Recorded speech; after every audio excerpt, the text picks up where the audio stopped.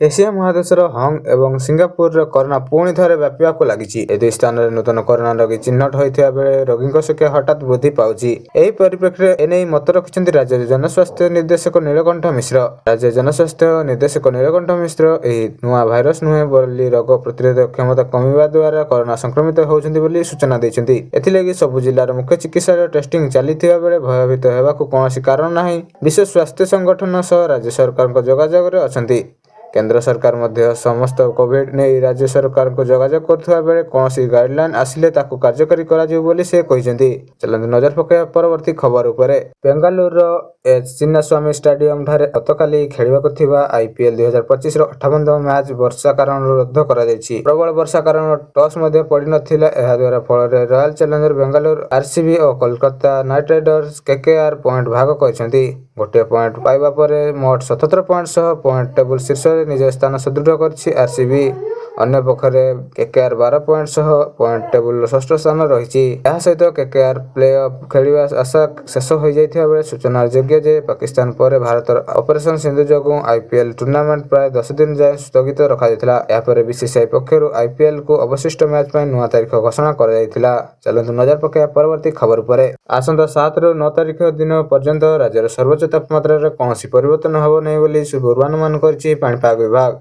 आज भली अन्य दिन गुड़िकर मध्य तापमात्रा 40 डिग्री भितर रहिबा सहित 21 तारीख जाए कालबैशाखी प्रभाव जारी रहिबो। मालकानगिरी, कोरापुट, गंजाम, गजपति, रायगड़ा, मयूरभंज, ढेंकानाल, जाजपुर, सुंदरगढ़, झारसुगुड़ा, नवरंगपुर, नुआपड़ा, केन्दुझर, बालेश्वर, भद्रक जिले में केतेक स्थान में कालबैशाखी प्रभाव घंटा प्रति 50 ରୁ 60 किलोमीटर बेगर पवन बहिबार आशंका रही। ताकू दृष्टि रखी ऑरेंज सतर्क सूचना जारी करछि पाणीपाग विभाग। परवर्ती 4 दिन मध्य राज्यर विभिन्न स्थान में कालबैशाखी हेबाकु थिबारे आंचलिक पाणीपाग विभाग पक्षरु येलो अलर्ट सतर्क जारी करा जायछि। अन्य पक्षरे उपकूल ओडिशा रे गुळुगुळी सहित जारी रहिता बेले गतकाली सकाळ 8:30 सुद्धा भुवनेश्वर तापमात्रा 32 डिग्री रहिता बेले आर्द्रता 70% रहितिला। सेहिपरि पुरी रे तापमात्रा 33.6 डिग्री एवं आर्द्रता 62.6 डिग्री रेकर्ड होइतिला। चांदबाली रे 32.6 डिग्री तापमात्रा सह आर्द्रता 75% रहिथिबा बेले सकाळु सकाळु एभଳି गुळुगुळी जनजीवन को अस्तव्यस्त करि पकाइछि। तबे आगामी दिन रे उपकूल रे एभଳି गुळुगुळी स्थिति लागि रहिबो बोली पाणीपाग विभाग केंद्र सूचना दैछन्ति। चलंतु नजर पकाया परवर्ती खबर उपरे। जम्मू और काश्मीर रे पहलगाम आक्रमण पर भारतर पदक्षेप नहीं पाकिस्तान बारंबार परमाणु आक्रमण धमक दे आछि। अमेरिकार सिंदूर समय रे पाकिस्तान प्रधानमंत्री को आरंभ कर सेना मुख्य जाए बंकर लुचिबाक बाध्य होइतिले। एही परिप्रेक्षी रे केंद्र स्वराष्ट्र मंत्री अमित शाह शनिवार पाकिस्तान रे परमाणु आक्रमण धमक नहीं कड़ा जवाब रखिछथि। भारत परमाणु धमक को डरुनी कहिसेंति शाह। गुजरात रो गांधीनगर एक कार्यक्रम रे शाह जोग देई कहिसेंति जे प्रधानमंत्री नरेंद्र मोदी भारत को विकसित करिया दिगरे कोनोसी अवहेला करनाहांती। देश को सुरक्षा रखिया पई कार्य प्रधानमंत्री करथिया बेले 2014 रु आतंकवाद आक्रमण होउची। एने षडयंत्र होइथिबा किंतु कोनोसी जवाब दिया जाय नथिला। किंतु एबे सेबडी किछि हबो नाही। ऑपरेशन सिंदूर को नै शाह कहिसेंति सेना इटारे जवाब पथर दैछि। सेना जोगु आम मथा उच्चा करि पारिछु एवं आम परमाणु आक्रमण धमक को डरुना बोली से कहिसेंति। चलंतु नजर पकाया परवर्ती खबर उपरे। चलित मास 22 तारिख 1,14,000 कोटी टंकार प्रकल्पर ग्राउंडिंग हेबो एवं उद्घाटन हेबो। मुख्यमंत्री मोहन चरण माझी जाजपुर जिल्लार 12टी प्रकल्प शिलान्यास और 4टी उद्घाटन करिवे बोली सूचना आछि। केवल टाटा कंपनी 63,000 कोटी टंकार प्रकल्प शिलान्यास कराजिवो बोली कुहा जाउछि। एहा द्वारा 34,000 नियुक्ति सुजोग सृष्टि हेबो। केवल बुझामणा पत्र एमयू करी न करी राज्य सरकार कार्य करी चली। जेएसडब्ल्यू और वेदांत विकल्प भी शिल्प प्रतिष्ठा पई आग्रह प्रकाश करथिया बेले आगको ग्राउंडिंग हेबो एवं जगतसिंहपुर पोल स्थान रे जेएसडब्ल्यू प्लांट करूछि बोली सूचना आछि। काम आरंभ होई सारलानी बोली मध्ये कुहा जाउछि। एएमएनएस पारादीप रो काम आरंभ करछि। केंद्रापड़ा काम जारी रहिछि। सूचना योग्य जे मुख्यमंत्री मोहन चरण माझी गत 1 तारिख रे कहिथिले जे किछि मास पूर्व दिल्ली रो Mumbai make in Odisha road show आयोजित न होइतिला। एथिरे राज्य सरकार तरफ मु जोग दैथिले।